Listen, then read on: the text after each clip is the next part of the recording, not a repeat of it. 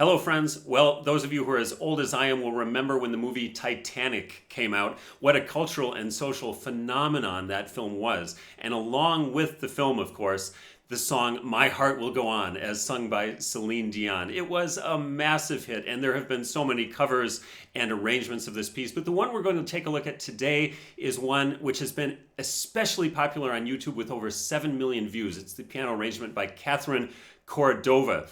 I think there's so much to learn about piano playing in this piece by looking at what she does and looking at the arrangement. There are some things that I really like about the arrangement and her playing, and there are a few things that I find a bit questionable or even downright shocking. So we're going to get into all that. Let's go ahead and just dive right in and see what she's got for us here with My Heart Will Go On.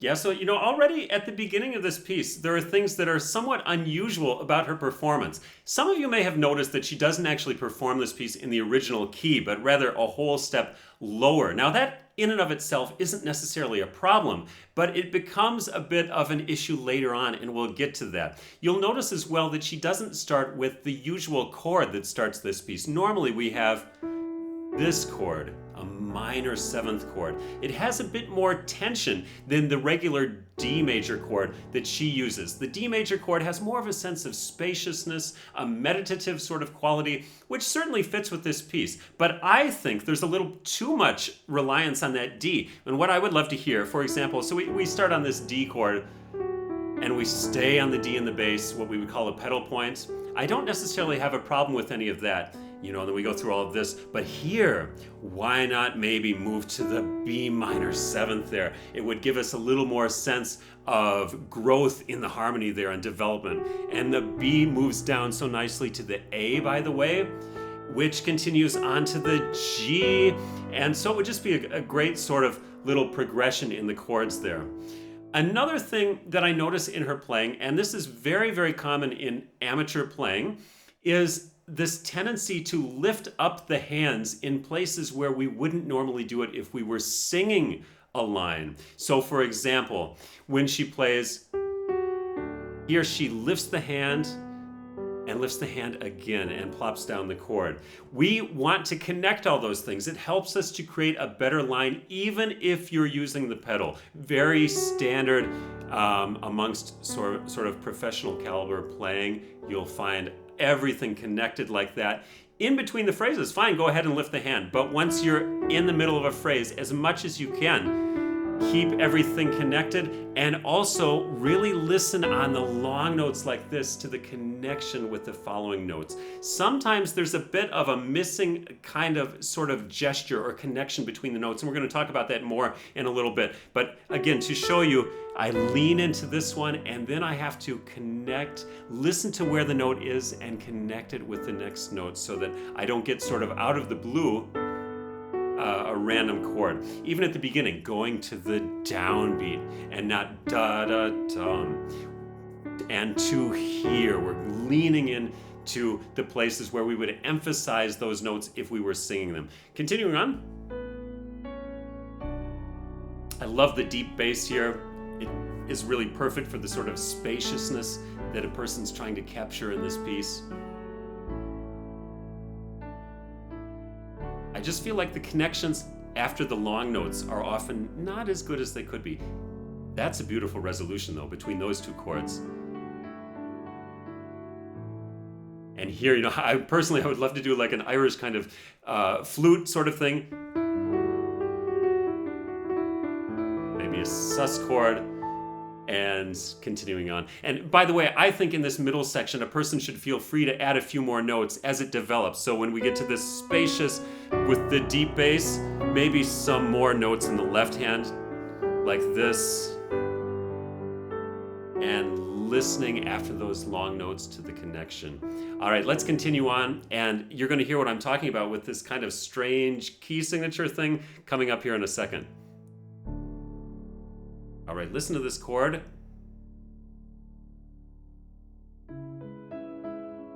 Okay. So now we're actually in the original key of the piece. Normally, if we had ended with this stuff on a D major chord, this new theme begins in the same place. And so there's a nice connection between those two. But when you end on a D major chord and then suddenly shift up a whole step, I don't understand it. It feels like they're completely disconnected. And perhaps she had a reason for doing this, but I can't figure out what it is. It just makes it sound to me like the introduction does not belong to the song anymore in the same way that it does if you end on that note and then continue on the same one. Now, this next section is a perfect example of what I'm talking about with the gesture of the music, thinking about how would you sing it, how would you emphasize those notes. And fortunately, we all know this song so well that it's easy to talk about. Ya da da da da da, right? Da da da da da da. We're leading into the syncopation, da da da dum bum bum, and then going back on these last notes of the measure. And sometime in her playing, I hear actually an emphasis on this one, and then these ones at the end louder. So I don't know maybe if she's thinking about the kind of the gesture of those phrases as much as she could be. Da da da dum bum bum bum bum bum bum bum bum. But she has a great sense of rhythm, and technically, of course, none of this is any problem for her. Let's continue on and see what she does with the rest of this.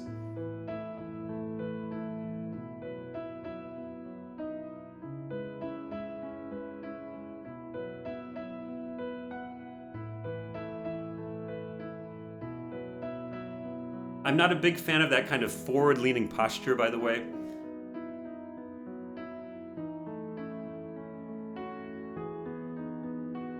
Yeah, so, I gotta say, I don't feel like the emphasis is right on these melodies here. If you think about how the words are pronounced when you sing them, far across the distance and spaces, right? There's a very natural inflection. And of course, those emphasized words come on beat one of the measure as well, because the composer is no idiot. He knows how to set text. Okay, so when you're playing something like this, you have a huge advantage if you know the actual text. Think about where you would connect and which syllables you would emphasize. Let me play it for you to show you a little bit about what I mean with the emphasis.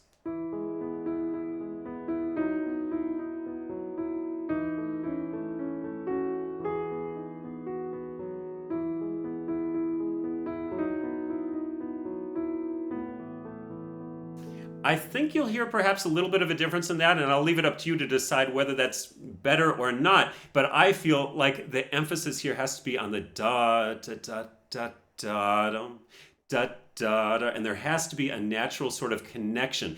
And a big no-no, in my opinion, is to actually lift your fingers in places where you have a single word. So distance, spaces, those sorts of things have to be connected. And occasionally in this piece, if you watch carefully, you'll see that she doesn't necessarily connect the notes. A lot of amateurs, I hate to say, often think, well, I'm using the pedal. What does it matter? No, you still have to connect those notes with your fingers. Helps you create a better line, and it gives you more flexibility with the pedal. Maybe you want to decide later to use less pedal in a particular place. You're only going to have that freedom if you're used to connecting the notes with your fingers. Continuing on.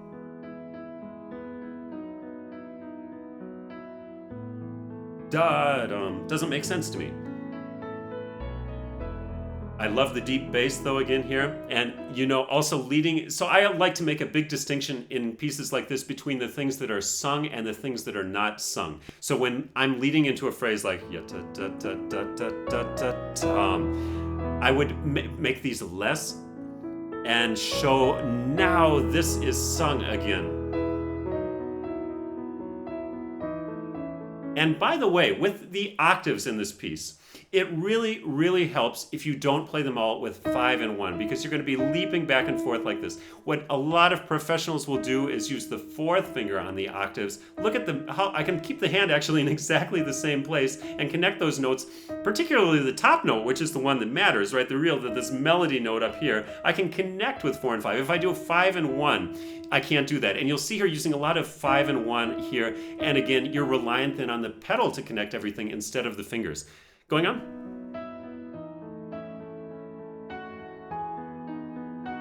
There's a, like here, it's a strange emphasis on da, dum, bum, instead of I feel you or whatever, I hear you.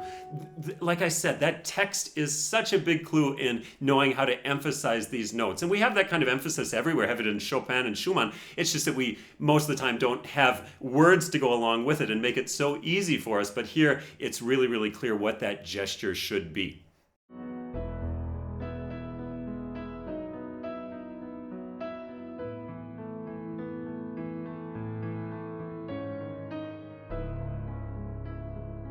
Deep bass notes, very nice. And she keeps a nice steady tempo.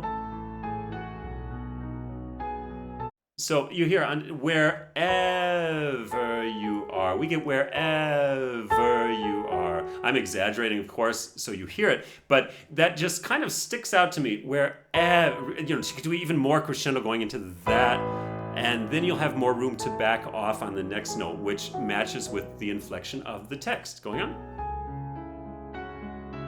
There, just kind of sticks out, right?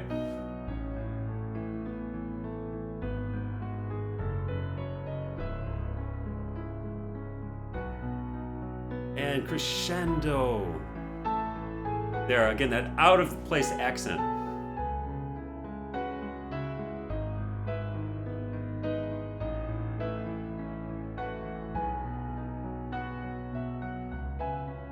So if you listen to which note she's emphasizing, and if you were to sing the text and pronounce the words with the same sort of emphasis, you will notice it sounds very strange. My heart will go on and on. There's things like that that just wouldn't make sense. Now, again, we're coming in here now to a new section which is not sung. So I would love to make a big contrast between what comes before it, which is sung, and then suddenly something else. We don't have the luxury of having different instruments or voice and instruments like we have in the original. So here we have...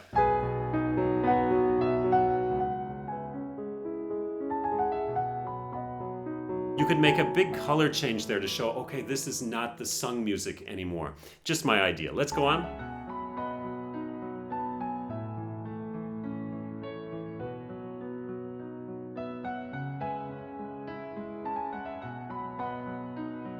You know, her understanding of arrangement, of harmony, and all of that is very, very good. Aside from that sort of strange issue I mentioned of this weird key change.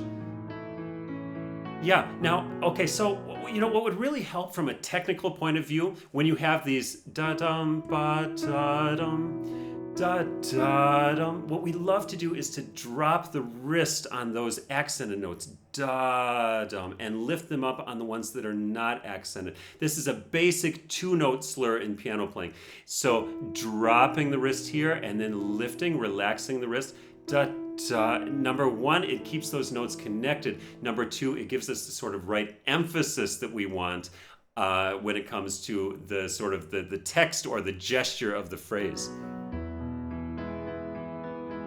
Dropping and up. That's a little bit missing in her playing, and it's a kind of a basic element of good piano technique.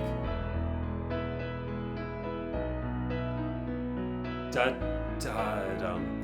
You know, we get, in my opinion, reverse accents on these big chords. We get da-dum, da-da-dum. And wouldn't it make more sense to do da-da-dum, da-da-dum, da-da-dum? I think it's more natural.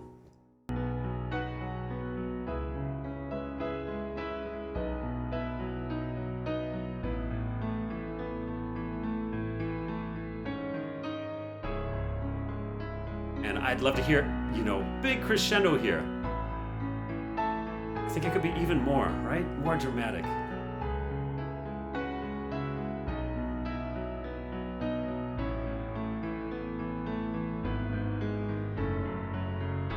Second time, even more.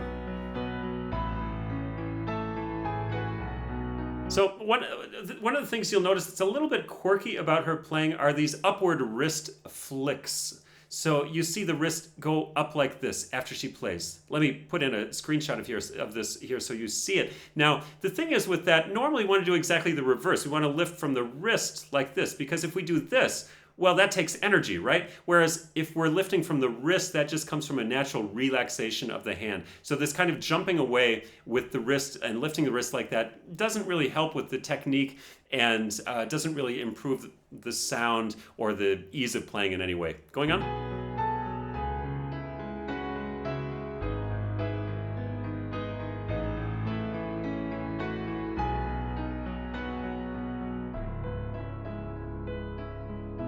And here suddenly we're slower, which to me, I don't know. I would keep it in the same tempo, honestly.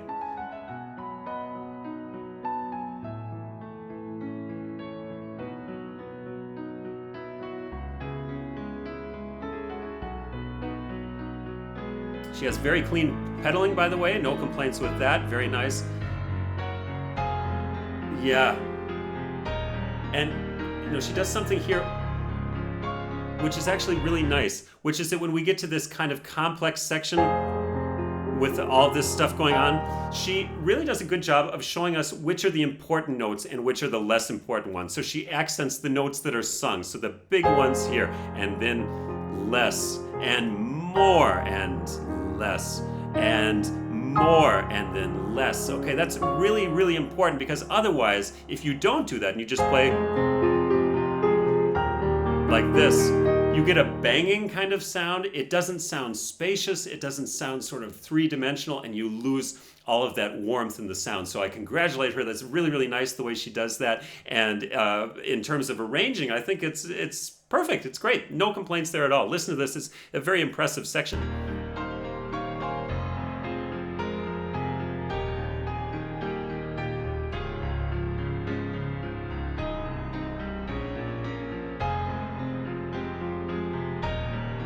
The way she brings out those upper chords, the ones we would sing, open the door. That's really nice. So, I think she's really going for that feeling of spaciousness. She's using a lot of the keyboard, and I think it really fits. And by the way, just to make a little side point, this is something that Chopin figured out. Used to have these sort of Mozartian accompaniments, right? Like this. Everything really in this narrow range of the piano, and then Chopin comes along and starts writing with these big spacious, or Liszt, also doing these kinds of accompaniments, and acoustically it's just so much better. And the way she arranges this, lots of space between the notes, between the bass notes and the higher notes, that's really, really, really nice and fits perfectly for this song.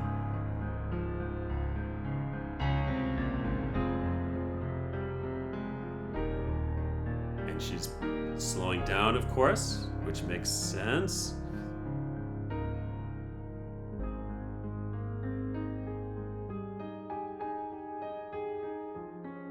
Yeah, and again, why not? It would be such a more effective gesture, I think. And listening, by the way, to the bass notes, the G here in the bass, which leads down to the F, G.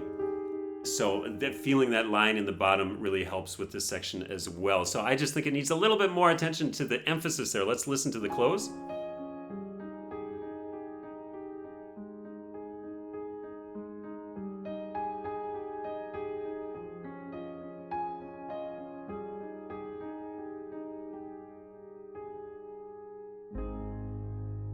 Now the only weird thing here at the end is that she ends on this G, the G, and then she plays the A without lifting the pedal, so it's not like a real resolution. It's kind of strange. In fact, I would just skip the first A flat and just play the chord at the end. Makes a little more sense, but that's just a small detail. So all in all, I think she's done a great job with this arrangement. There is that strange thing with the key signature at the beginning that I don't understand, but for the most part, very well written. And the few comments that I had about her performing in terms of the gestures, in terms of the connection between the notes, well, of course, those are just a few of my own thoughts, and you're free to take it or leave it. But at any rate, I hope you've enjoyed this video, and thank you so much for watching. Don't forget to like and subscribe. See you again soon.